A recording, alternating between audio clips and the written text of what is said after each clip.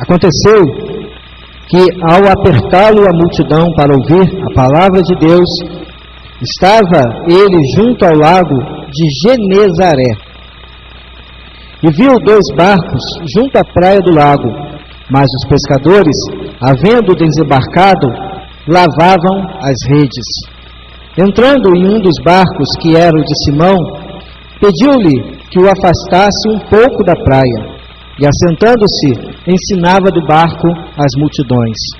Quando acabou de falar, disse a Simão: Faze-te ao largo e lançai as vossas redes para pescar. Respondeu-lhe Simão: Mestre, havendo trabalhado toda a noite, nada apanhamos, mas sobre a tua palavra lançarei as redes. Isso fazendo, apanharam grande quantidade de peixes, e rompia-se-lhe as redes. Então fizeram sinais aos companheiros do outro barco, para que fossem ajudá-los, e foram e encheram ambos os barcos a ponto de quase irem a pique. Vendo isso, Simão Pedro prostrou-se aos pés de Jesus, dizendo: Senhor, retira-te de mim, porque sou pecador.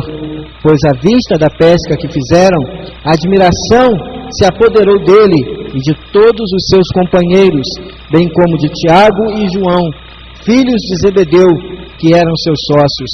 Disse Jesus a Simão: Não temas, doravante serás pescador de homens. E arrastando eles os barcos sobre a praia, deixando tudo, o seguiram. Amém.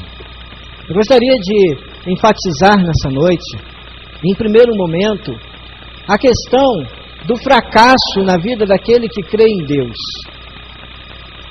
Uma coisa interessante sobre a história que nós vemos é que Pedro e João e o seu irmão e todos aqueles que estavam ali à volta eram pescadores experientes, era gente que sabia pescar, sabia a sua função, já de longa data faziam aquilo, eram pescadores profissionais.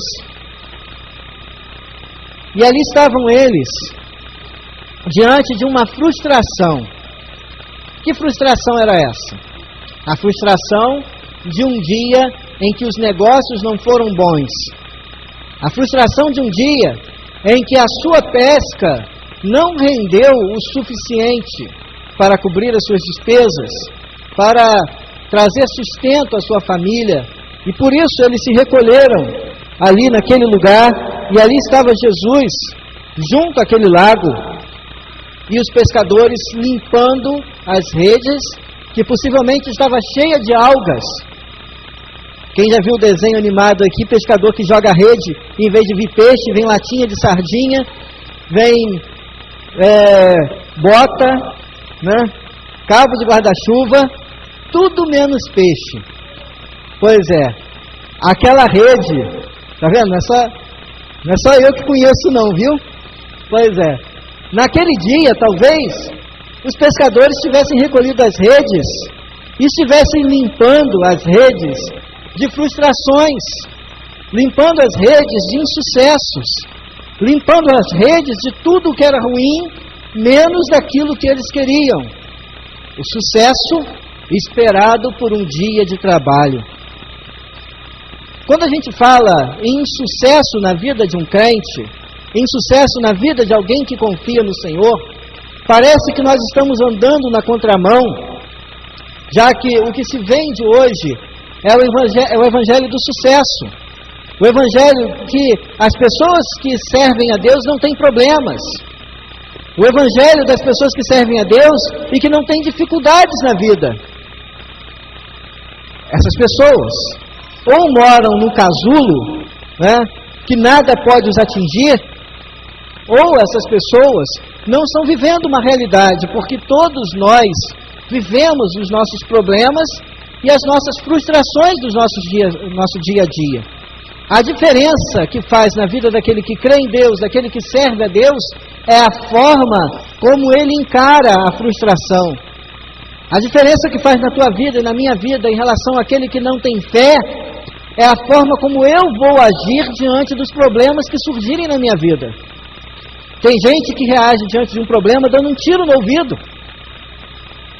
Espero que aqui, em nome de Jesus, nunca ninguém faça nenhum ato insano diante de uma frustração da vida, mas que todos nós possamos ter sabedoria para administrar os problemas que surgem na nossa vida. Eu separei uma história de uma pessoa que vai fazer parte do nosso estudo, do estudo que estamos fazendo no domingo pela manhã, que é a história de John Wesley. A história de John Wesley é uma história interessante, é uma biografia muito interessante, imaginando que todo o decorrer da vida dele, ele teve sucessos, mas teve fracassos. Quando ele era bem jovem, ainda criança, a sua casa pegou fogo. Ele era um dos muitos filhos do seu pai, que era um pastor pobre, que tinha pouco sucesso na pregação da palavra, mas a sua mãe era uma mulher muito culta, uma mulher muito sábia, que desde cedo ensinou os filhos naquilo que ela sabia, ela também formada. Então ela ensinou os filhos em grego, ensinou os filhos em hebraico, ela ensinou os filhos em toda a gramática da Inglaterra, trouxe instrução de maneira que John Wesley, ele foi, naquele momento em que a sua casa pegou fogo, eles imaginaram, esse garoto, ele se salvou do meio do fogo, porque Deus tem uma grande obra na vida dele. E ele, precocemente, foi para a universidade, estudar para ser pastor. Se formou muito novo, ele era um dos alunos mais novos da universidade.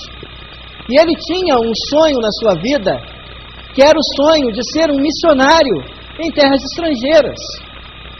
Então ele, muito novo na época, os Estados Unidos eram colônia da Inglaterra, ele resolve tomar um navio junto com seu irmão e junto com outros formandos e se tornarem missionários entre os índios americanos.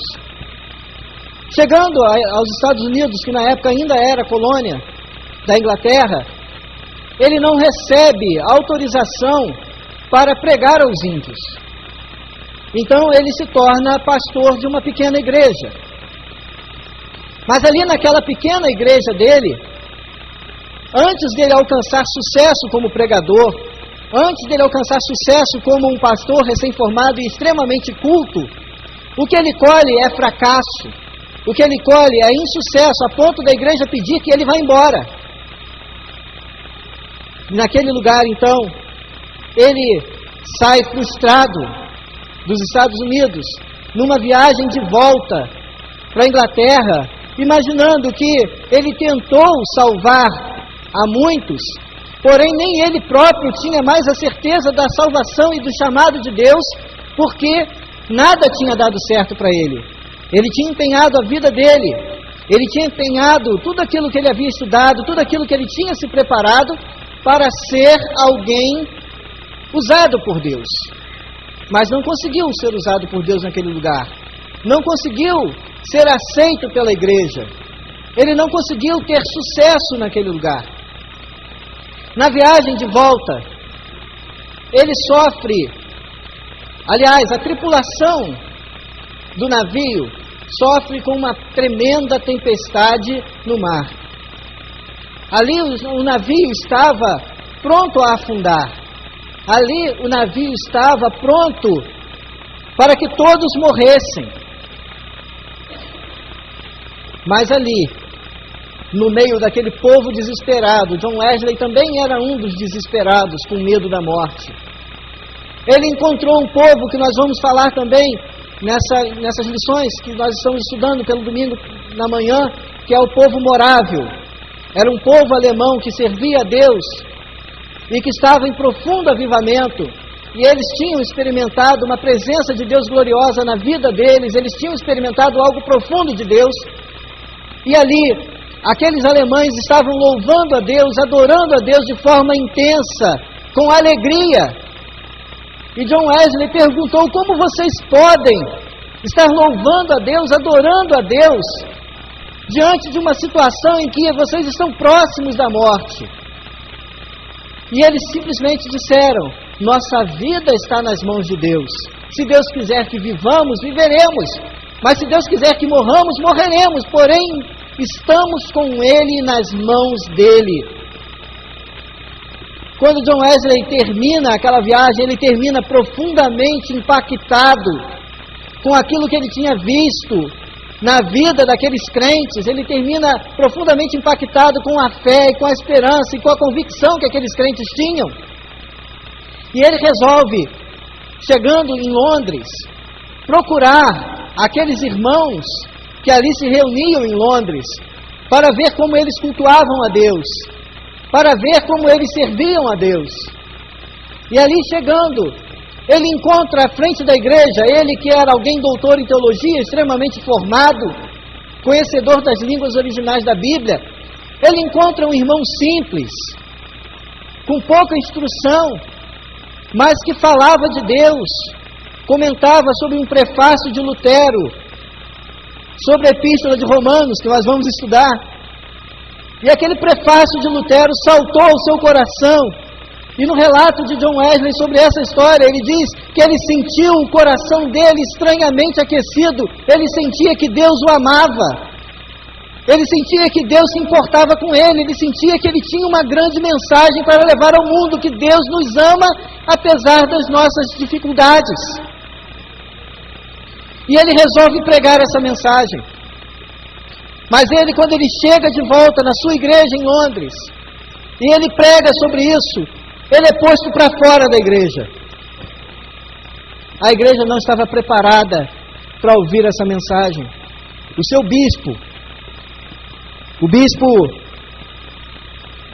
Joseph Butter, que era bispo de Londres, diz para ele que ele estava proibido não apenas de pregar naquela igreja, mas ele estava proibido de pregar em todas as igrejas, porque a mensagem dele não interessava. Diante de mais uma frustração, o que John Wesley poderia ter feito? Diante de mais uma frustração, ele poderia ter deixado de lado. Ele poderia ter dito: eu não sirvo para esse negócio de pregação, eu não sirvo para esse negócio de ser pastor, eu não sirvo para esse negócio. Eu vou pendurar a chuteira e você qualquer outra coisa menos pastor. Mas a mensagem que ele tinha era muito mais importante do que a frustração dele. Aquilo que Deus havia confirmado no coração que era o chamado dele era muito mais importante do que qualquer palavra de um bispo ou de qualquer outra pessoa que tentasse parar aquilo que Deus o havia chamado para fazer. De maneira que ele exclama que a partir daquele momento o mundo era a paróquia dele. E eu quero dar uma pequena lista do que foi o resultado dessa frustração de John Wesley, o de ter sido colocado para fora da igreja, o de ter sido excluído como pastor. Qual foi o resultado? Ainda bem que John Wesley foi colocado para fora. Glória a Deus porque ele foi colocado para fora, porque se ele não tivesse sido colocado para fora, talvez hoje você não estivesse aqui. Sabia disso? Talvez hoje você não fosse um crente pentecostal. Talvez hoje você não cresça em muitas coisas que você crê, se esse homem não tivesse sido colocado para fora da sua igreja há quase 300 anos atrás, em 1739. Aí o resultado, a partir dessa frustração de John Wesley, ele pregou 44 mil sermões. Dá para imaginar que são 44 mil sermões? Desses 44 mil sermões, ele ainda fez um dicionário da língua inglesa, uma obra de filosofia natural com 5 volumes, uma história da igreja em 4 volumes, uma história da Inglaterra, uma história de Roma, uma gramática da língua hebraica, do grego, do latim, do inglês e do francês, 3 livros de medicina, 6 livros sobre música sacra, 7 volumes de sermões e discursos, um comentário bíblico em 4 sermãos. E para completar, vai estar chegando no Brasil, em breve, uma Bíblia de Estudos. Foi a primeira Bíblia de Estudos a ser realizada. Está sendo traduzida agora para o português, que foi realizada por ele há quase 300 anos atrás. O impressionante disso tudo é que ele fazia isso viajando no lombo do cavalo mais de 8.000 quilômetros por ano, estabelecendo igrejas nos mais diversos lugares. Quando a gente olha a história de uma pessoa que passou por uma frustração dessa, a gente poderia ter dito, ele poderia ter deixado tudo, mas ele foi em frente, ele resistiu. O que nós fazemos das nossas frustrações? Quero dizer que o homem que criou, né, a fábrica de montagem de automóveis, a linha de montagem de automóveis, Henry Ford, ele disse certa vez: o fracasso é uma oportunidade de começar novamente, agora com inteligência. O que significa isso?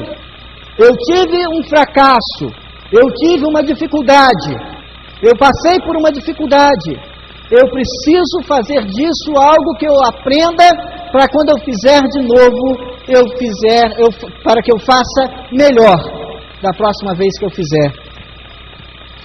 Ninguém aprecia o fracasso. Fracasso, naturalmente, é triste, né? Ele nos abate, nos humilha, nos joga para baixo. É tão bom quando a gente chega para as pessoas: como é que você está? Olha, estou ótimo, estou maravilhoso. Está crescendo? Estou crescendo. Agora, quando você diz: olha, eu não estou bem, olha, eu passei por essa dificuldade, eu estou passando por um problema. Bom é quando a gente diz que está tudo indo bem.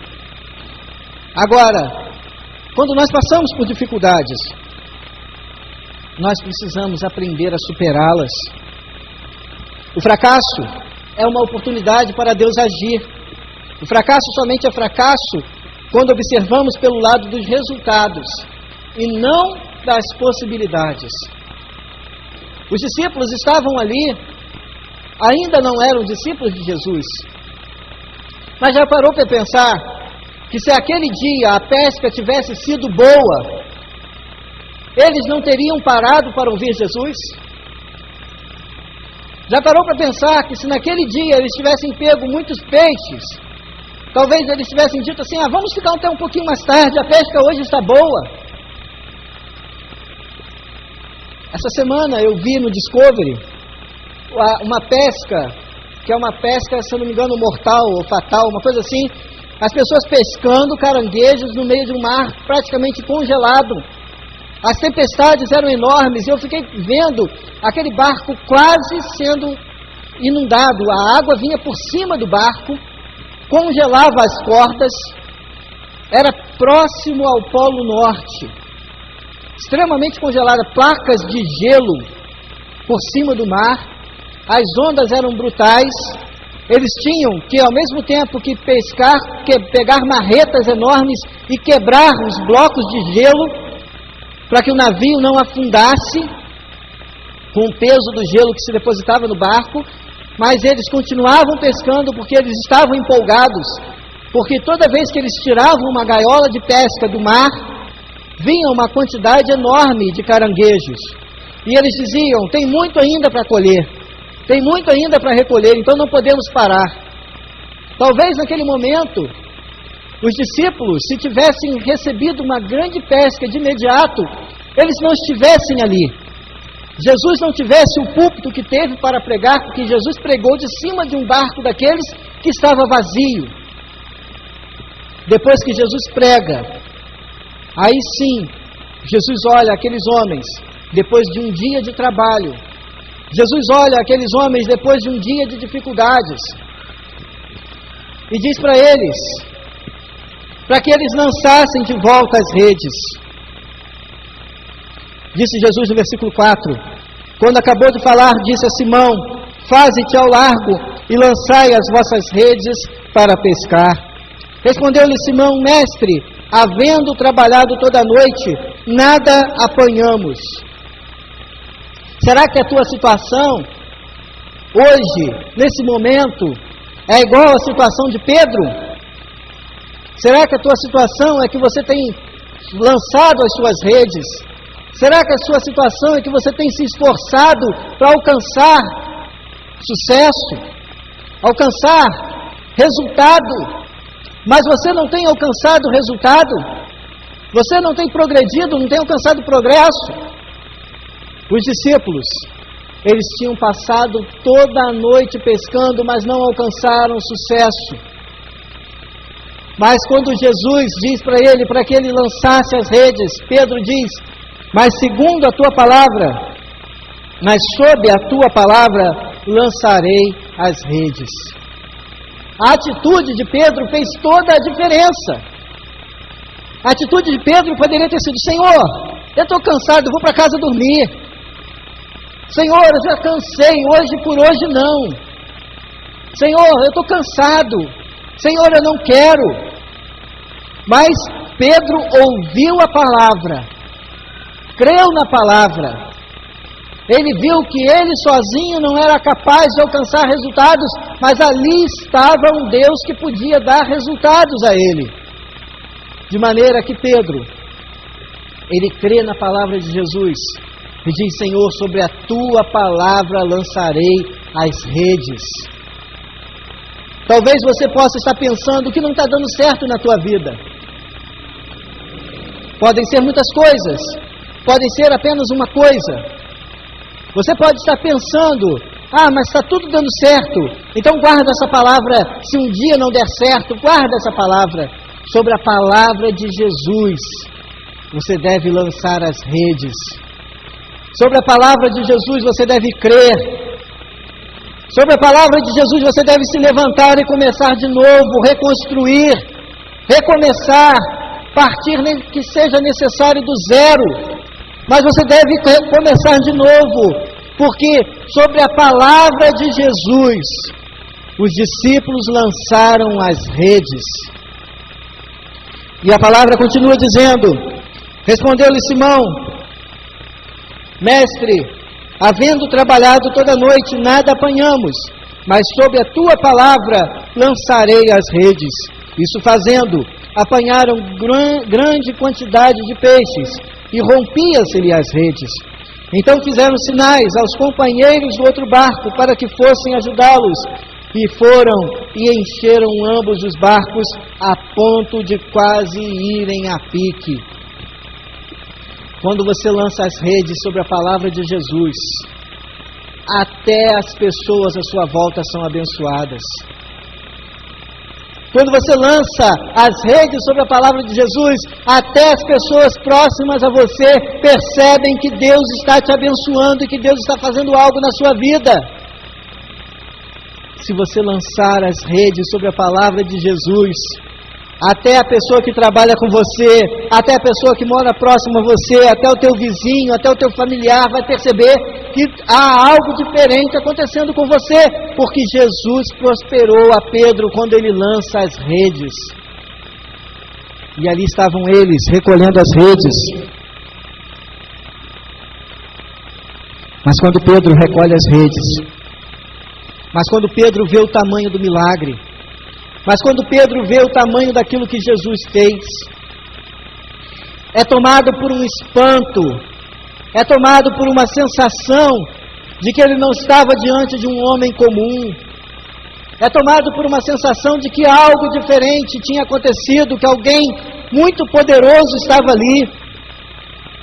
E a reação de Pedro foi muito semelhante à reação de Isaías, porque ele diz: vendo isso, Simão Pedro prostrou-se aos pés de Jesus, dizendo: Senhor, retira-te de mim, porque sou pecador. Quando Isaías teve a visão dos anjos, ele também disse que ele era um pecador, um homem de lábios impuros, que habitava no meio de um povo de impuros lábios. Ali estava Pedro, tomando uma atitude de humildade. Ali estava Pedro reconhecendo que aquela pesca não foi o seu próprio esforço que realizou, que aquilo foi algo que Deus fez, e por isso ele temia, e por isso ele reverenciava, e por isso havia um temor no seu coração, e havia a sensação de que ele era alguém que tinha uma dívida para com Deus.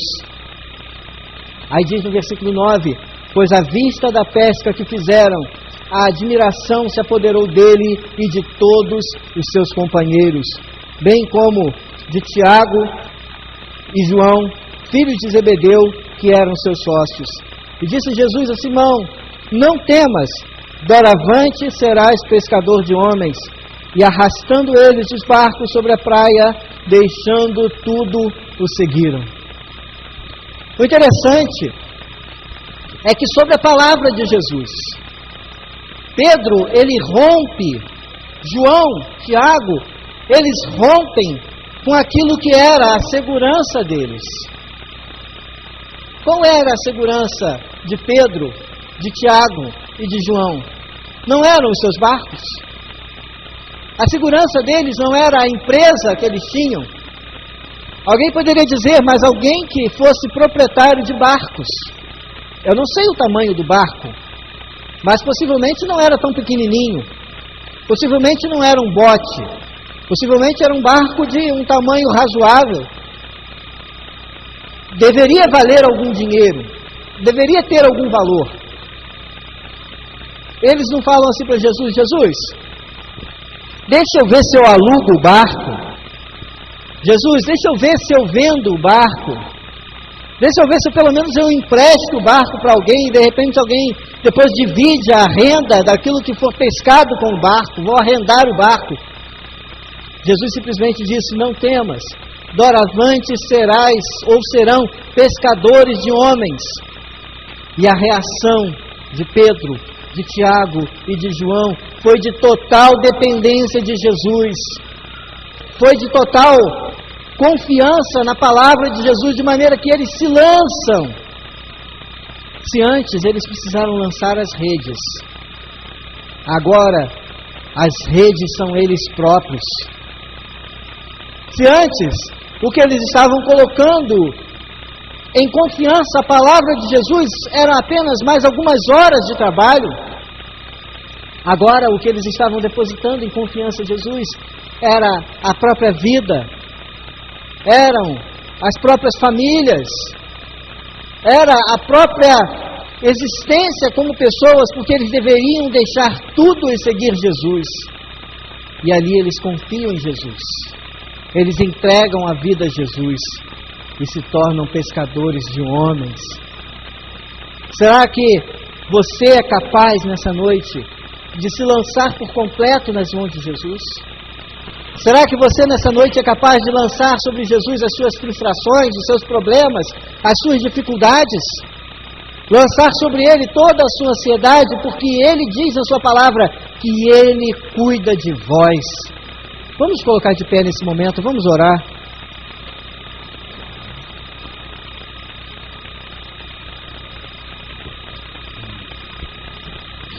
Pai, aqui estamos como igreja.